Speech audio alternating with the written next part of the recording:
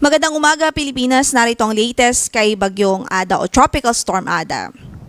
Napanatili nito ang kanyang lakas at ngayon nga po may maximum sustained winds na 65 kilometers per hour near the center o malapit sa gitna ng bagyo, samantalang ang kanyang gustiness ay umaabot pa rin po sa 80 kilometers per hour. At sa ngayon, base sa ating latest data, huling nakita ang kanyang sentro sa layong 430 kilometers silangan ng Maasin City, Southern Leyte. At mabagal pa rin itong binabaybay, mabagal pa rin ang kanyang pagkilos at binabaybay nito ang karagatan sa silangang bahagi ho ng Kabisayaan. At ang kanyang direksyon ay north-northwestward. Based na rin po sa latest na track na ipinalabas po natin ngayong 5 a.m. bulletin. So makikita nga po natin na sa susunod na 2 hanggang sa 3 araw ay pahilagang kanluran ng kanyang track o pagkilos. So papalapit po ito sa landmass. We're still expecting na ito po ay lalapit sa landmass.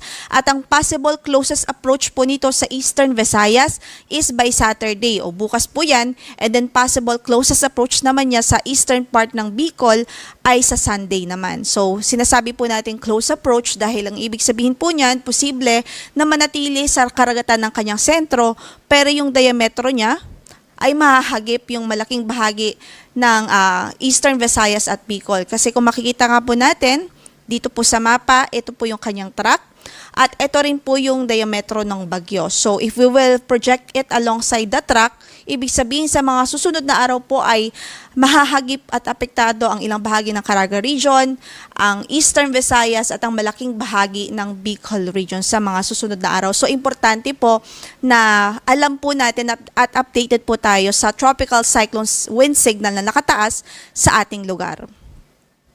So, it's also important to note na posible pa rin ho yung landfall scenario, lalong-lalo na po kung pumihit pakanluran o westward shift yung itong track po ng bagyo. So, mas maganda po maging updated or mag-monitor sa magiging updates ng Pag-asa. As long as nakapalobang yung lugar dito po sa tinatawag nating cone of uncertainty or cone of probability, ibig sabihin ay pwede pong dumaan mismo ang sentro ng bagyo dyan. Samantala, by Sunday afternoon onwards, ay nakikita naman po natin na magno-northeastward itong bagyo. Ibig sabihin, pipihit pa silangan naman ho, pa northeastward yung kanyang track dahil nakikita po natin posible na sumama po ito sa trough na nasa kanang bahagi ng bansa. Pero dahil eventually ay hindi naman din po ito, kumbaga bibitaw din po ito doon sa trough, so iikot o maglulup po itong bagyo. So far sa ngayon, yan po yung nakikita nating projection. Pero dahil malayo pa po ito, it's still beyond the 5-day forecast period. Ang ibig po sabihin yan ay may mga kinoconsider pa tayong uncertainties.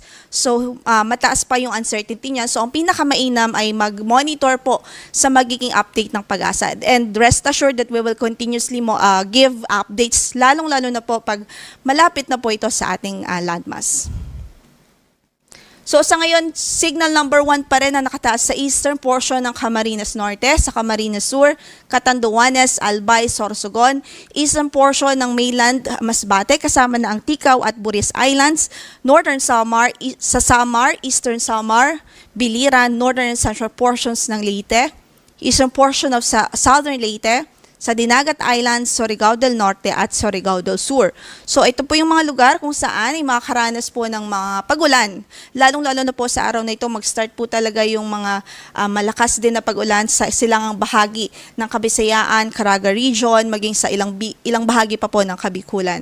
So kasama dyan or kasama doon sa impact ay ang mga pagbugso po ng hangin na pwede pong umabot hanggang sa 61 kilometers per hour na lakas ng hangin. So mag-ingat po dahil delikado at paminsala po yung ganong klaseng hangin o lakas ng hangin.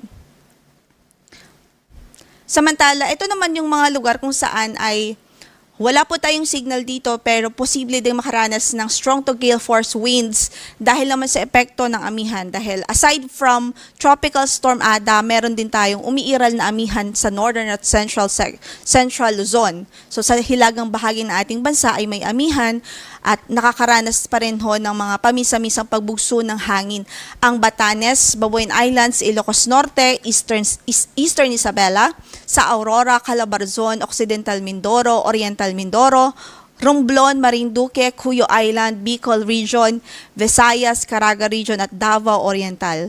Bukas naman ay pwede pa rin itong maranasan sa Batanes, Babuyan Islands, Ilocos Norte, Northern at Eastern Mainland Cagayan, Eastern Isabela, Aurora, Calabarzon, Occidental Mindoro, Oriental Mindoro, Romblon, Marinduque, Cuyo Island, Bicol Region, sa Visayas at sa Caraga Region. Samantalang sa Saturday or by Saturday, sa Batanes, Babuyan Islands, Northern and Eastern Mainland Cagayan, sa Eastern Isabela, Ilocos Norte, Abra, Aurora, Calabarzon, Oriental Mindoro, Romblon, Marinduque, Bicol Region, Visayas at maging sa Caraga Region. As of 5 a.m. today, in effect pa rin ang ating weather advisory sa malaking bahagi ng ating bansa. So, possible ang 50 to 100 millimeters of rainfall po dito sa dito sa Catanduanes, Sorsogon, Samar, Biliran, Leyte, Southern Leyte, Dinagat Island, Surigao del Norte, maging sa Agusan del Sur.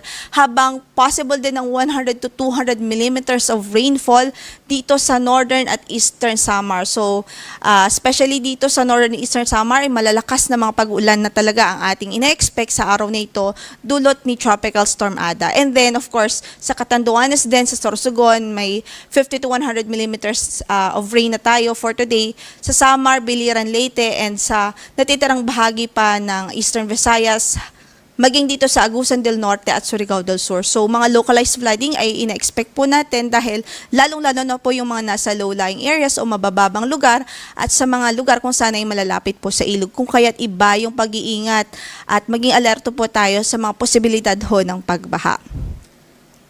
By tomorrow ay 100 to 200 millimeters of rainfall din sa Catanduanes, Albay, Sorsogon, sa Northern Samar. Habang 50 to 100 millimeters of rainfall naman sa Camarines Norte, Camarines Sur, Masbate, Samar, Eastern Samar, Biliran at maging dito po sa Leyte. Then by Sunday, possible pa rin ng 50 to 100 millimeters of rains sa Camarines Norte, Camarines Sur, Albay, maging sa Catanduanes. So, yan po ay epekto, direktang epekto ni Tropical Storm Ada. Sa ngayon, wala pa tayong gale warning sa anong bahagi ng ating mga baybaying dagat, although pinag-iingat pa rin natin ang ating mga kababayan na gumagamit ng maliliit na sasakyang pandagat dito po sa northern at eastern seaboard po ng bansa dahil nga po sa epekto yan ng amihan at maging yung presence po nitong bagyong si Ada dito sa silangang bahagi ng karagatan ho ng Kabisayaan at Mindanao. So yan mo ng latest mula dito sa Pag-asa. Ang next bulletin po natin will be issued at 11 a.m. mamaya ho yan. So magantabay po tayo at mag-ingat po tayo. Keep safe everyone. Magandang umaga po.